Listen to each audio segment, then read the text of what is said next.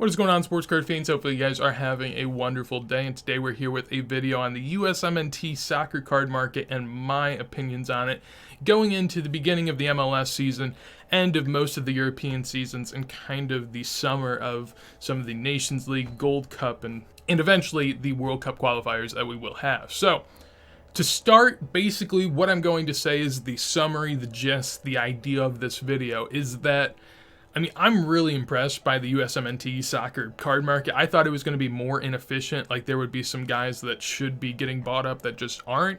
The thing is with soccer, there's just not enough pop. So whenever someone kind of starts to do a little well, there's only 5, 10, maybe 15 listings of their true rookie on eBay. And then once a few get snagged up, the price is already boomed. So that's what I've been seeing. Essentially, I think that the USMNT soccer card market is pretty efficient. Almost maybe too efficient, which sounds weird, but in the sense that whenever people hear of the next guy, like a Kaden Clark or a Cowell, they just are willing to pay anything to get those cards. And I understand that, they want to get in on it, but at the same time, there are plenty of proven players for us that are much cheaper and a better short-term, medium-term buy, in my opinion, and you can always go back and get the other guys.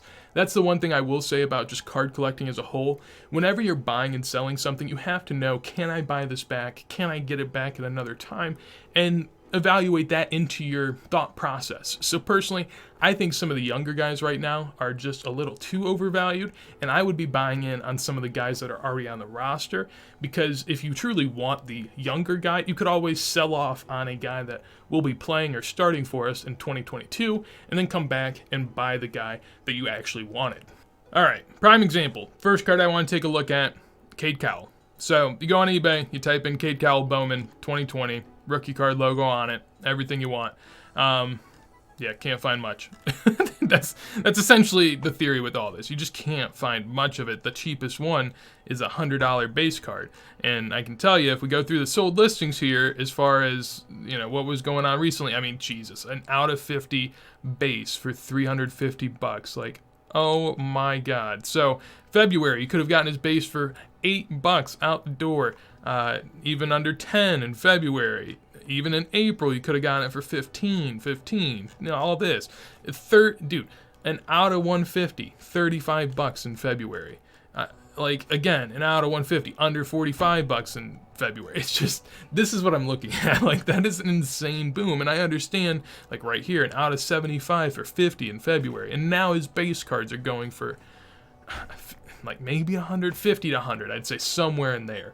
And it is absurd. I understand that they're hyped, and I understand that, you want to get in, but these guys, these Kaden Clark, well, not Kaden Clark, but the Kaden Cowells of the world, they're going to have another year or two probably in MLS before they can then get over to Europe, then prove themselves over there, and then maybe get into the squad. So you're going to have a lot of time of waiting in which I don't think you're going to get enough MLS hype or buzz to be able to continually push up these prices. Especially with where they are now. Now, what I will say is you can tell that this is low pop because there's only been 40 sold listings in the last 3 months. So these things don't come around that often. That's why they are kind of high valued. Like these Bowmans, I believe, are out of 700, even the base, and so you just don't see a lot of them. And so I do believe that they should be worth maybe more than other people's optics or Don Russ, because those are going to be more plentiful.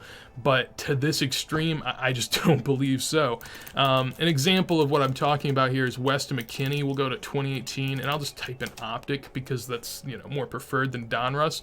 Instead of going to sold, we'll just go to the buy it now listings, and that one, OC on the first one, but that's $21. Weston McKennie, $30 for an optic, 35, 40, tons of listings below $40. Now, of course, these are more plentiful. If I go to Weston McKennie Optics 2018 sold in the last 3 months, you'll see that, there's been about 48 sold, which is close to the Kaden Cowell, but, the optic pop is going to be higher. I can promise you that.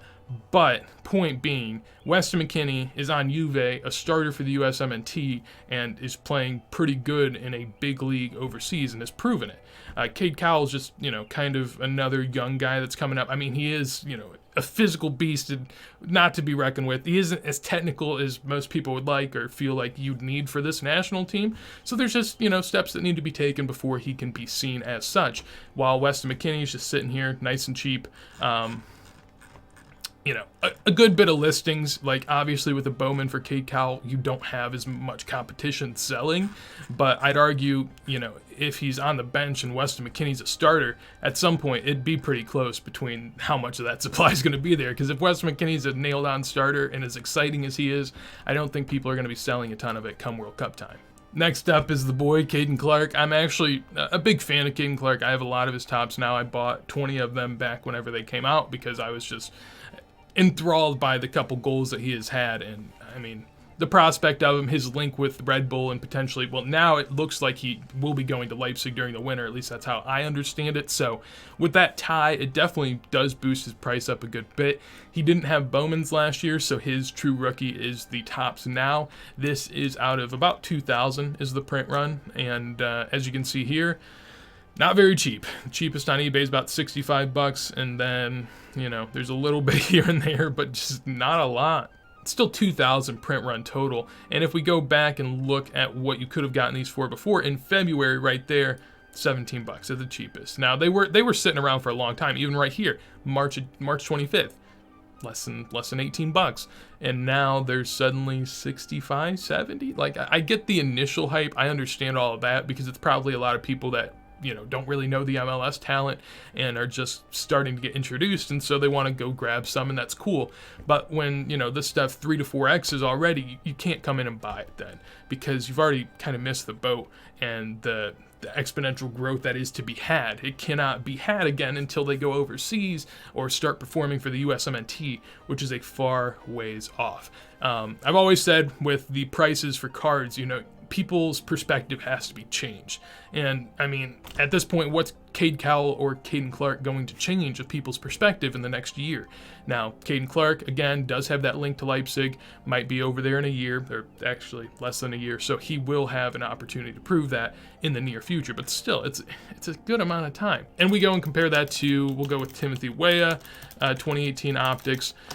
I mean, Weah is not someone that's in everyone's mind. Personally, I'm a big Weah stan. I think that he just offers exactly what we need from a right wing. Now, at this point, he is a super sub. He's not going to be starting for us because we have Gio Reyna out on that right wing.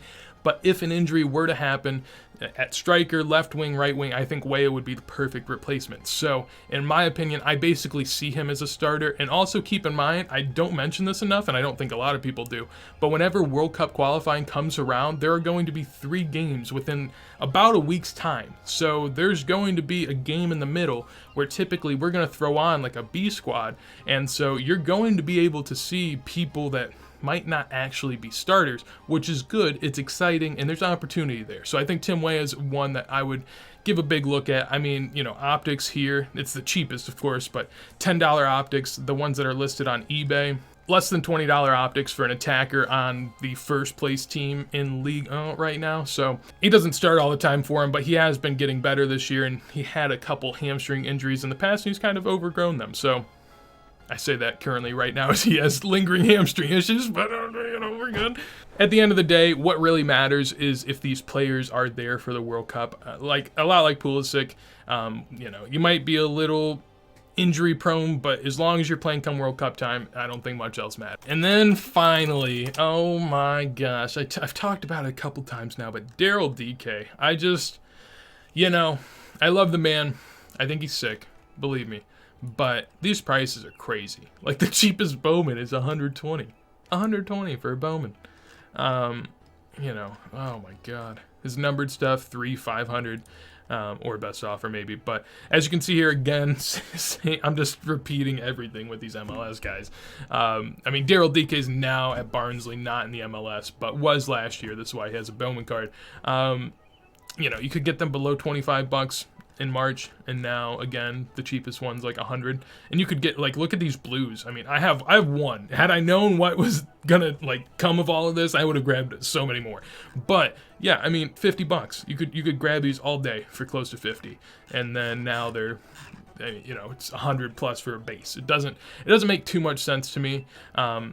especially when the comparison here that I'm going to go with is just a 2018 Josh Sargent. As you can see here, every single one of these guys I've compared to has been in that 2018 rookie class. So I'm basically comparing the talent of now to the talent of 2 to 3 years ago. And the talent of 2 to 3 years ago has already like progressed further and will be with our World Cup squad. So it's just crazy to me when the cheapest Josh Sargents here are $7. Now, this is a position that is not nailed on by anyone's standards. I don't believe Sargent's a nailed-on starter, but I do believe he's the best for the position for us. I think he fits what we want, and honestly, that is what you have to think about more than, is this guy, really that good? How do you see him? It's not how you see him. It's how Greg Berhalter sees him. So when you watch these friendlies, when you see what's going on, look for what Greg Berhalter's looking for. You can hear when, you're watching the games, because there's no crowd. He's just yelling to press, get up, just do nonstop grunt work, and that's what Josh Sargent does. So I think he fits into exactly what we want. Also, Sargent is more of an interplay kind of guy that will get the most out of his teammates, and we're a team that needs to get the most out of our other attackers, because they aren't guys that can just go and create on their own, at least not yet, because we're a little younger and need kind of the helping hand that I think Josh Sargent could be. But again, his optics all over eBay, less than $20.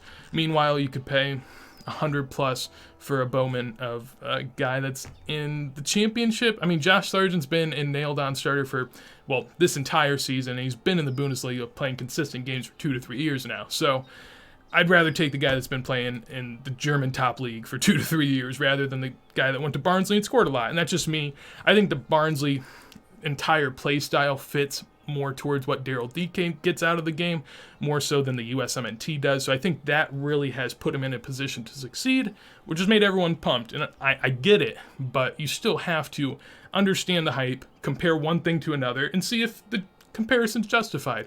And personally, for these guys, I just don't think that's the case. So yeah, that's going to be it for this video. Hopefully you enjoyed. If you did, make sure to leave a like. Anything you want to tell me about this video, any disagreements you have, I'd be more than happy to hear them down below in the comments. And if you want to see more videos like this as soon as they go live, make sure to subscribe. And with that said, hopefully you have a wonderful day, and peace.